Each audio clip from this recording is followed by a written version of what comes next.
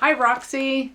I was really excited the other day when you asked me for a list of supplements um, and things that I use in alternative medicine.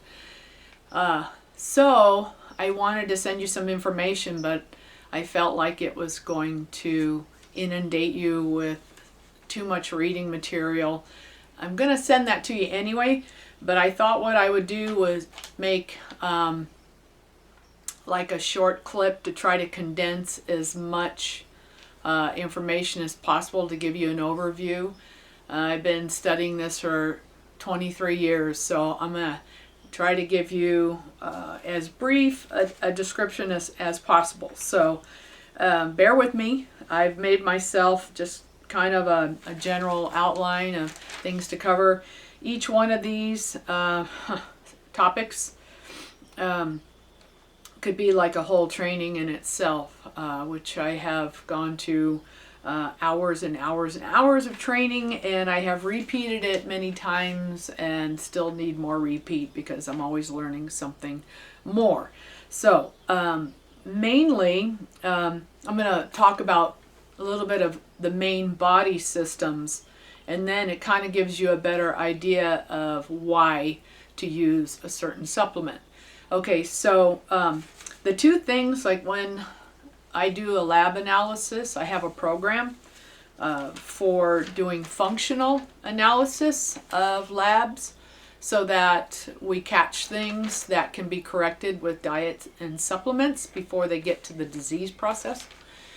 And the two main things are, of course, blood sugar and oxygen, because without proper blood sugar and oxygenation, cells won't heal. So let's just take blood sugar, which is an obvious value because, predominantly we're looking at whether the person is hypo or hyperglycemic. Both are not good. But the other thing that blood sugar dictates a high percentage of the time is cholesterol. So if somebody is pre-insulin resistant, they're going to be spilling blood sugar into the liver, which gets converted to cholesterol and triglycerides. So that's, we'll talk about management on that later. Oxygen being, of course, the anemias, which I was shocked to find out how many anemias and causes there are. It's not just low iron.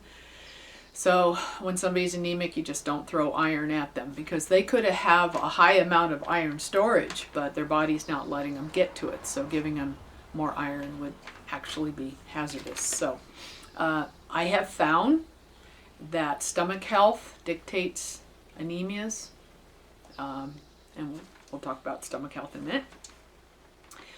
Thyroid,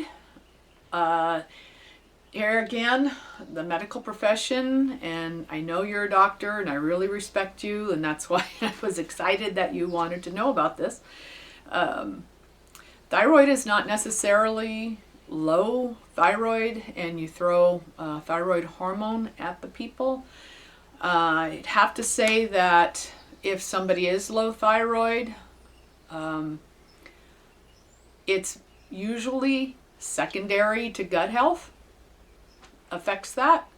And I have a whole write-up on that I'm sending you. There's 24 parts of the thyroid pathway where thyroid hormone can get interrupted. So they can be producing enough, but it's not getting to the cells. And then the cell communicates to the brain, I'm not getting any thyroid. So then it keeps telling the thyroid to produce more, produce more. So it's not necessarily a thyroid gland deficiency. And here again, extremely high percentage of thyroid dysfunction is autoimmune, where the body is attacking the thyroid. There again, it's not a matter of throwing thyroid hormone at these people, but healing the gut and not triggering the immune system to attack the thyroid. Okay.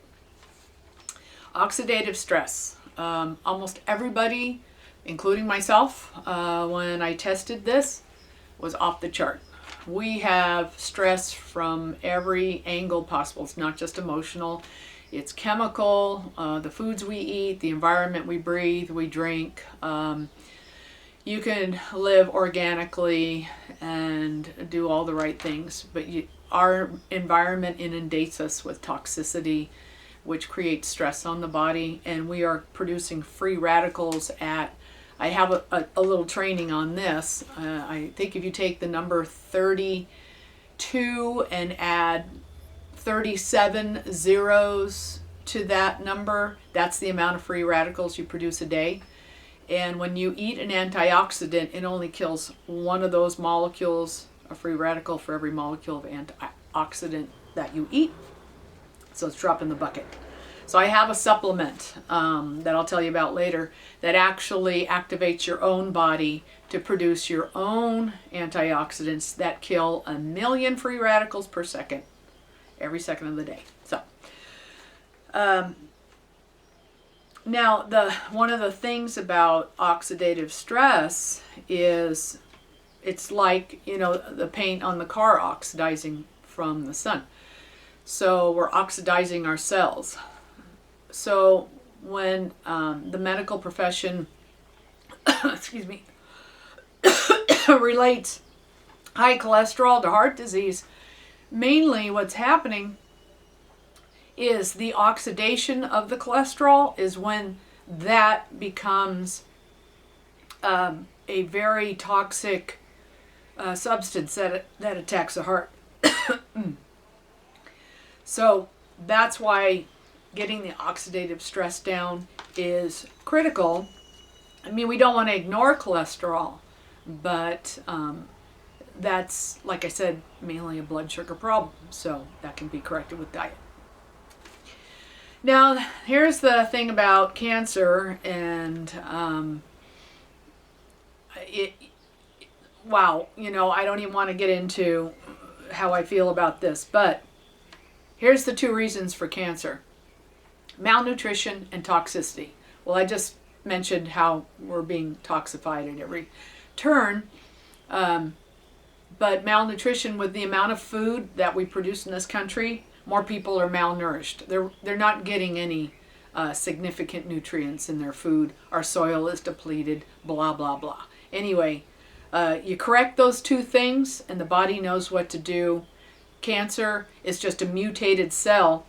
Because of the malnutrition, because of the toxicity, a cell will mutate and then it reproduces itself. There you go. You got cancer. But the body knows how to clean that up. That's the bottom line. Hormones. People's hormones are off.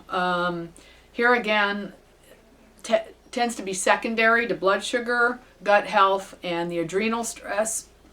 I have a supplement that is actually a cream that you put right on the skin, don't have to take a pill. And myself included, I have seen it correct all of the menopausal symptoms that women suffer with. And that in itself is a whole little bit of training on the adrenals, because the adrenals have to take over for the ovaries when a woman goes through menopause, and they're already maxed out. So, you can only imagine somebody who's already overworked and they said, here, you need a whole new job, and it says, yeah, go take a hike. I'm not doing it. So this is why women are on a roller coaster. Arthritis, a whole other training. Arthritis is reversible. Yes. And the medical profession would not have you believe that, but it is. There is damage, of course. Somebody who said, had it for umpteen years and it's destroyed joints and such, but you can reverse and get them pain-free and mobile and functioning again. So I'm going to send you my hit list on the supplements that I use and the arsenal that I keep in my house. I'll just give you a little overview. I two things. I eat a regime of eating to manage my blood sugar and keep it level because I run low. So I'm one of these hourly feeding people, and I have to be concerned about eating within an hour of getting up and start managing that blood sugar. And there are food choices that do not spike insulin. You know, you can kind of relate it to paleo and all that. It's a little bit of that, but I also combine it with my blood type. There are certain choices of foods you should eat that are better for your blood type and don't produce these low-grade allergic reactions in the body that creates more inflammation, more stress, and all that. So that, in conjunction with, I take supplements every day, a multi, vitamin C, vitamin D. I do take iron. I take stomach acid with my meals to properly digest, and that in itself, the gut and the stomach are my huge soapbox messages to people. I can't say it enough. Our gut health is responsible for autoimmune, possibly even autism, inflammation, you name it, it's happening epidemic. I take a supplement that takes care of the oxidative stress. I take omega-3, and I have a regime of healing the gut that takes about 3 months of supplements and a lot of patience and diligence. And I'm really excited because there has been a supplement developed by people that I've trusted for a long time who has a doctor formulating supplements, and he has created a supplement that is actually healing the gut with one pill within weeks and is turning a lot of conditions around. So I'm taking that one. I just started that one about a week or so ago. And because I do gut repair on myself about once every year or every other year, because we all need it. It takes care of cleaning out, you know, fungus, bacteria, parasites. Don't get me started on parasites. They poo-poo that, excuse the pun. But we are inundated with parasites that don't even come up on microscopic viewing.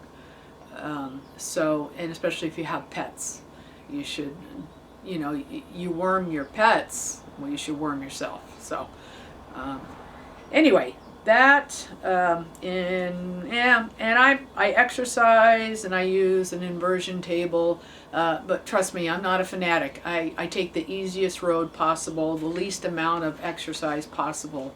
But the main things that I've given up in my diet are wheat, sugar, and chocolate. And most people would probably slit their wrists right now if I told them they had to give up chocolate, but I eat so much chocolate in my life that I have an allergy to it, and was actually the best thing that happened to me, because I was quite the chocolate-aholic, and sugar gives me a headache. I was a sugar-aholic. My next drug of choice became, you know, French bread with tons of butter on it. So it took me longer to kick wheat than it did sugar because it's so much more addictive. It's genetically altered, so it's inflammatory. It's just not the wheat that our ancestors ate. So I'm gluten-free. I'm not celiac, but if you want inflammation to go down in the body and all the other addictive things that happen, all my sugar cravings went away when I gave up wheat. So it was a good thing.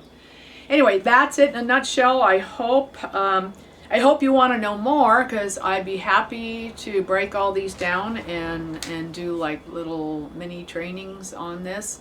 And there's a lot more information that I would like to share with you. And I will see you soon. Okay, thanks.